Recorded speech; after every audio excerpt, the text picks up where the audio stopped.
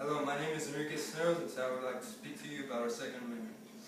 Our Second Amendment grants us the right to bear arms. What this means is that every citizen in the United States can own a gun if you pass a background test. I got this .22 caliber rifle at Walmart. All I had to do is pass the background test. Shooting a gun, though, is a different story. You will need a permit to shoot a gun and a permit to carry a gun out in public. I, just like many Americans, am unhappy with how guns are used in our country. They are used to kill and rob undeserving innocent people. There are shootings in our cities, schools, theaters, and political assassinations that can be prevented if the U.S. decided to change its outdated and vague Second Amendment. If a cop decides to shoot someone, then it's on them. If they are found guilty, then they should serve life in prison, as the punishment would be stricter, as only authorized people would be able to carry a gun, such as law enforcement, Army veterans, and neighborhood watchers. Guns are dangerous, and I don't trust very many people with a gun. Unfortunately for me, anyone in the U.S. can own a gun if you pass a background test. There are many ways a gun can be used. Best case scenario, if you immobilize a target. Worst case scenario is you take their life.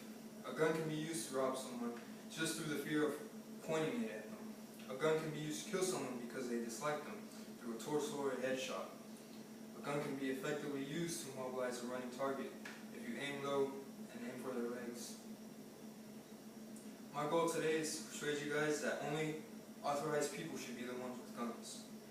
Only certain people, such as law enforcement, Army veterans, neighborhood watchers, should be allowed to use a gun. If you would like to own a gun, you would have to become a neighborhood watcher, join the Army, or become a law enforcer and serve your community. If this was enforced, then James Holmes, the theater shooter in Colorado, wouldn't have had his hands on a gun. The background system has got to change because James Holmes was considered mentally ill, or the shooting in Connecticut that resulted in the deaths of 20 elementary students and 6 teachers. Columbine could have been avoided if tougher regulations were in place. Virginia Tech could have been avoided as well if tougher regulations were enforced.